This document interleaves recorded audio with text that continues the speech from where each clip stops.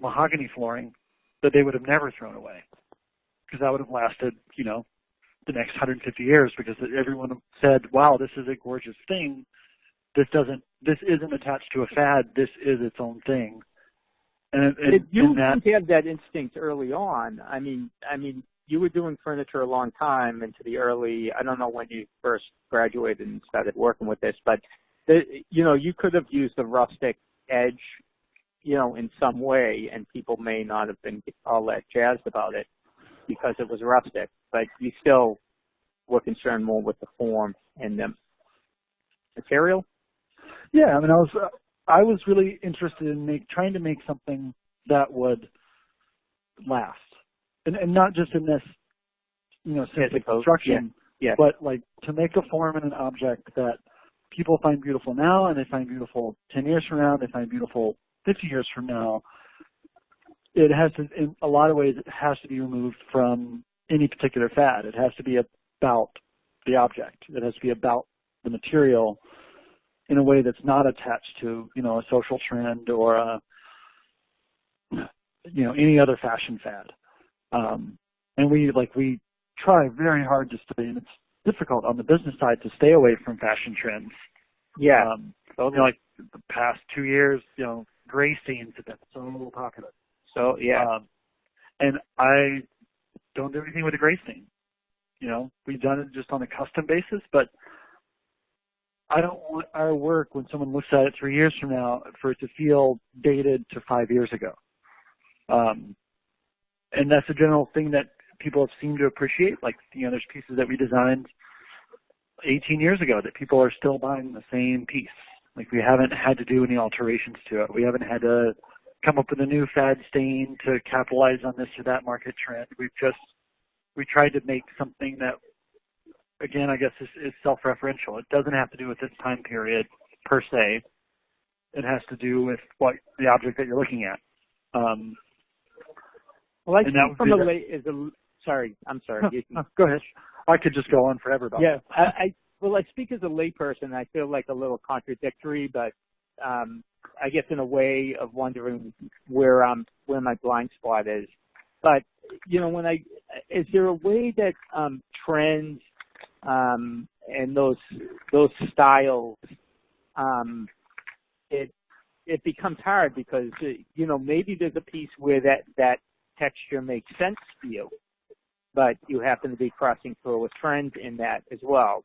Does that happen? I mean, oh yeah, absolutely.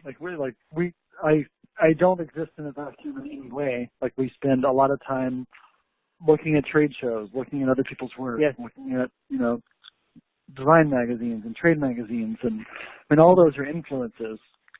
But I know that every time we sit down and try to design or do something, Amy and I actually spend hours after we design something. We search around through Google Images, through magazines, to make sure it's not an inadvertent reference to something else. Like, this is, this could be a beautiful form, this could be a beautiful texture or material, or let's figure out, or try to figure out, if we can, where that idea came from. Like, the ideas aren't, every idea is going to be referential in some way, but I don't want it to be this gross reference to something else.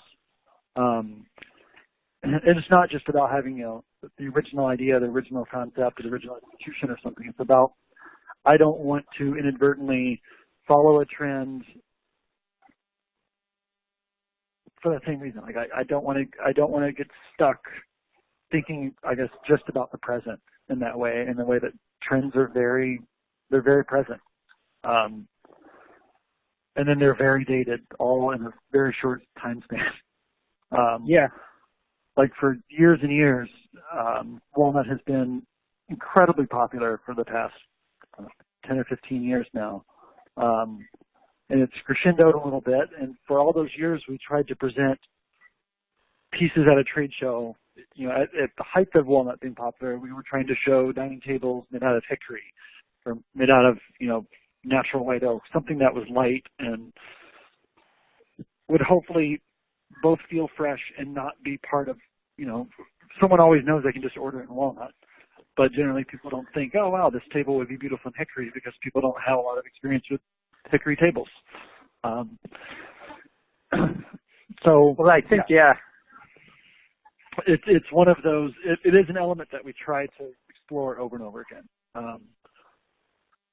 To not be, and there's huge time periods of furniture design movements that I'm enamored with, but I'm always struggling to also separate myself from reiterating some of their forms.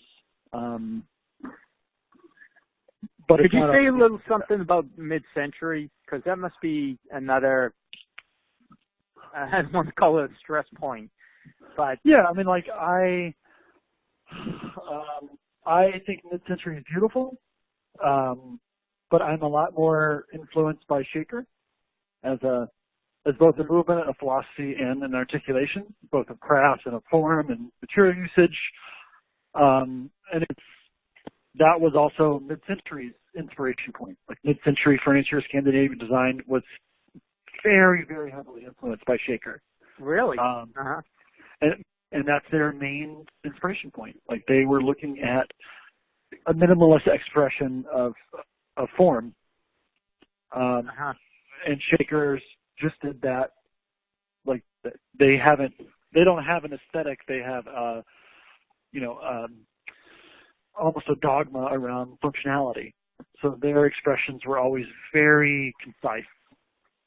There was not embellishment. It was reduce something to its simplest. Any embellishment is sacrilege. And a lot of mid-century designers reference Shaker as both an influence and a design philosophy. Like some of the most beautiful objects are in their truest form and without embellishment. But they also brought like a more curvature and amorphous form, or they took Shaker and tried to re-express it as something that would be current and marketable, and in all these ways it would be shared and be appreciated.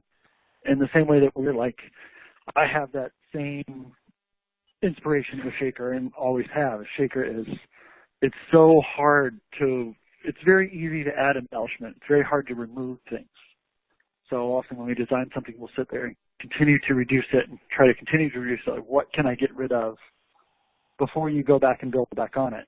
But like, how far can I take this down to its simplest expression and then be very conscientious of why I add any element back to it?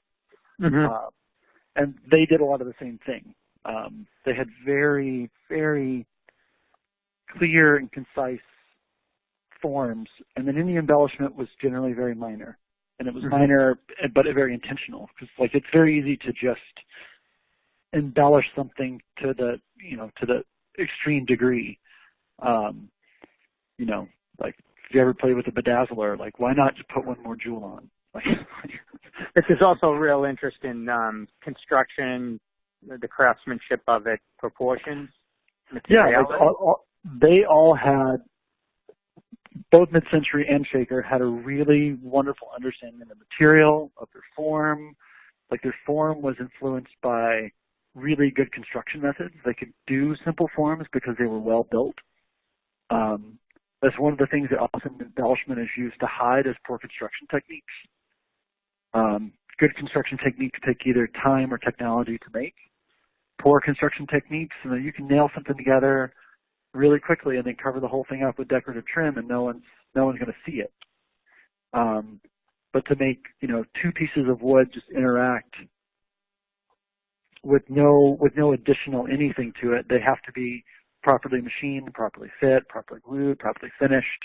Yeah, it's very hard to articulate the same thing in a very minimalist form without real craft behind it. And that's something that like I appreciate on a deep level with both Shaker and mid-century, is that they took away the embellishment, so you couldn't hide flaws, you couldn't hide poor decisions. What do you think about the current expression, West Elm or the other companies that continue to kind of harken back to that era? Probably the same way that I feel about faked farm tables. I I'm glad that people